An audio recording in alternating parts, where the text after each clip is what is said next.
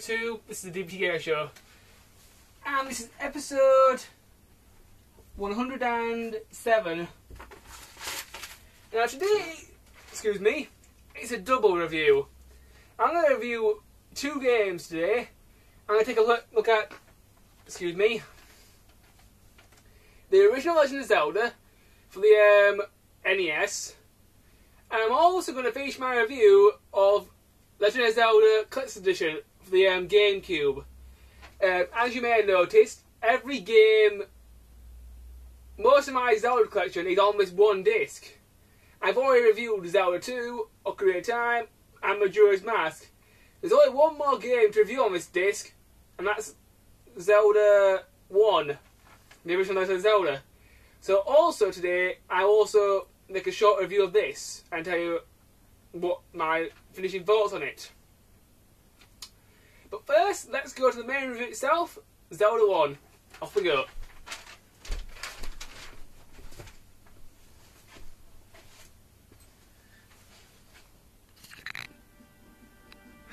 Right, that's my Nintendo Wii setup. So let's start this review of Legend of Zelda, the original.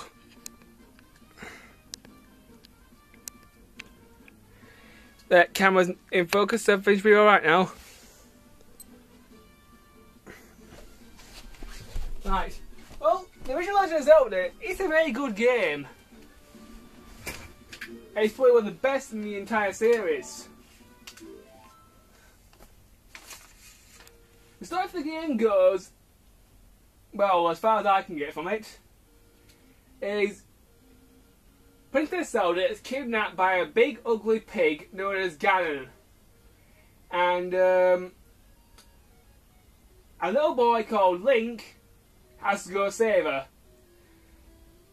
But he can't go save her right away. He has to go through several dungeons collecting pieces of the Triforce, which is this golden triangle thing which has great powers. And once he's collected all 8 pieces of the Triforce, he can go kill Ganon and rescue the princess. That's the basic storyline of the game. It's pretty simple and very similar to lots of other Zelda games. So the story I think is pretty good. The graphics of the game, as far as NES is concerned, I'd say they're pretty good. By today's standard, I'd say they're okay. You can tell what's going on, and if you know what you're doing, if you know what you're doing, you can play the game okay. The controls of the game, they are pretty good. This is the GameCube version, so these are the controls that I know, so please take into account. The right joystick moves you around. The D-pad also moves you around. The C-stick doesn't do anything. The B button throws your secondary weapon. A button's sword. X doesn't do anything. Y pauses. Start button brings up your inventory. And if you press X whilst in the inventory screen, you can save the game. That's basically as far as controls are concerned. The controls are very simple and they work really well. The music in the game is pretty good, although there isn't really that much of it. Most of the time you'll hear nothing but the Zelda theme tune. It can get a little bit irritating at times, but most of the time it's alright. There's also different tunes where you walk into certain dungeons. But there's less than about 10 tracks of music in this game. But most of the music in the game is good, although there isn't really that much of it. The gameplay for the game is an adventure game, like every other Zelda game, and it's got really good gameplay. Although, if you've played some of the newer Zelda games and you start playing this one, you'll get lost an awful lot.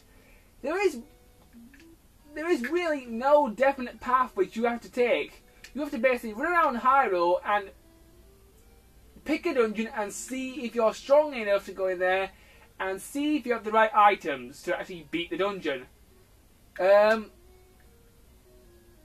So unlike other Zelda games where you go through the dungeons in a certain order, in this game, some dungeons you can actually go in. You can go in basically any dungeon any time you want, as long as you've got the right items, which is quite an interesting idea. although it makes the game sometimes a little bit less straightforward. When I played this game, I had a strategy guide to help me figure out which dungeons I needed to go through in a certain order, and it was really helpful.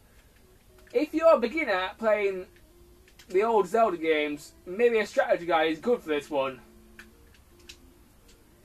Because the Land of Hyrule in this game is a lot like a maze, and it can be quite confusing. There are 9 dungeons in all, and most of them are pretty good. Got quite a few cryptic passages that you can take. The good stuff about this game, well, the story is good. There are cutscenes in this game, but they're okay, I suppose.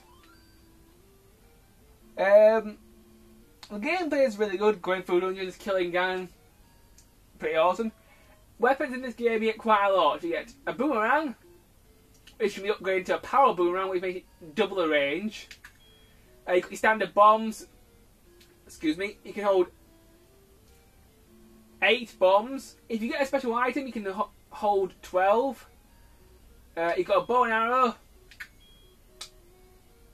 a blue candle, which just burns down trees and lights up dark rooms. If you get the red candle, it has infinite ammo. You can use it as many times as you want in the same room. The blue candle you can only use once in each room. It's a bit difficult to explain, but that's the best way I can explain it. The flute is a special item. It opens certain dungeons in the game, and it also cripples one of the bosses. This weird thing's a letter. It's one of the quest items. You take it to a lady, and she opens a medic shop so you can buy lots of potions. This is the magic wand. It's a very powerful item. You can kill enemies at long distances, and it's quite good. This is your raft. Gets you across the water. The magic book, I have no idea what it does. The magic ring makes so you can take more hits. The ladder lets you get over small gaps in the overworld and in the dungeons. The magic key gives you infinite keys, that's awesome. And the power blades, they give you the ability to push very big boulders. There's quite a few good items.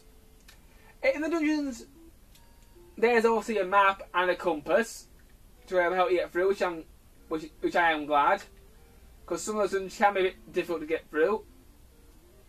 Quite a lot of dungeons have secret passages, so you have to do quite a bit of exploring. And the other good thing about this game is that there's actually 2 quests.